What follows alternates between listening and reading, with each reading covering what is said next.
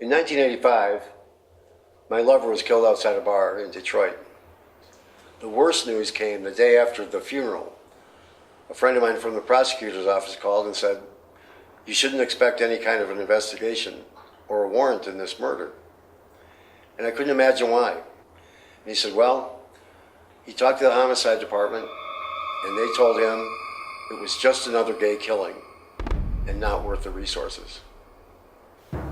That was the point I knew that my life would be changed.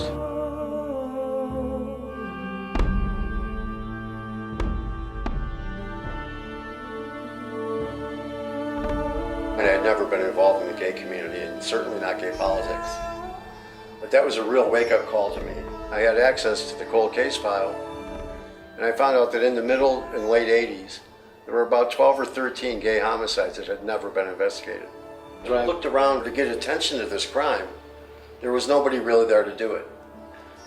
I would start an organization that would specifically deal with victims of anti-gay violence, which eventually became the Triangle Foundation.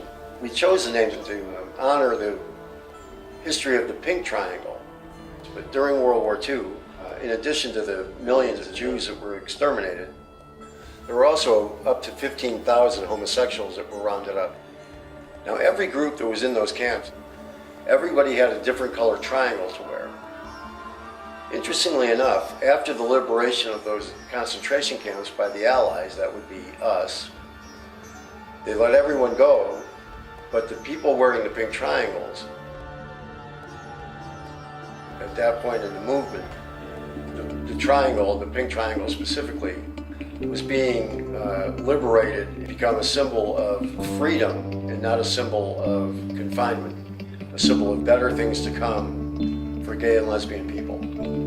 Within 2 or 3 years, we had changed the culture of the homicide division in terms of really getting good investigations and convictions and changing the way prosecutors go about these cases. So what happened was eventually, people were coming to us with other problems like job discrimination or housing discrimination. And so we took on all the causes. So we became this kind of all-purpose gay rights organization. We got involved in legislative work, lobbying at every level, from the city to the state to the Congress. We weren't on the coast. We weren't in the iconic gay locations. And even as late as the 90s, the belief was that gay people weren't really anywhere but in New York and San Francisco.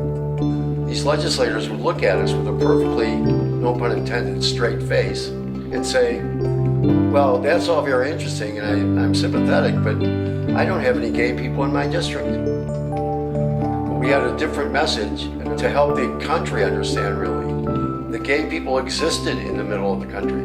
Gay people existed in the Midwest. And that's what we always said, we're everywhere. Your worst nightmare in district.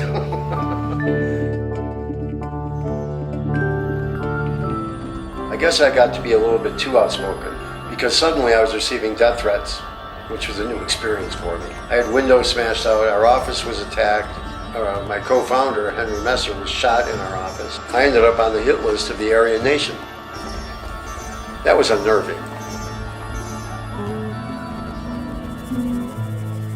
To me, marriage is an important right, it's an important issue, but the larger issue is basic civil rights protection. The vast majority of gay Americans are not protected against discrimination.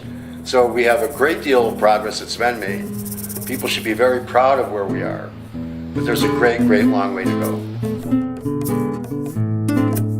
You know, I've never been a fan of tolerance. You got to explain that statement. I love the way that one comes out.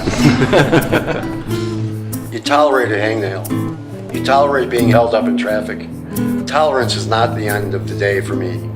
What it is dignity, safety, human acceptance that people have for each other. That's what I've always thought this movement is about. It's about being totally on an even keel with everyone else. I don't want to be tolerated. I want to be accepted. I want to be respected.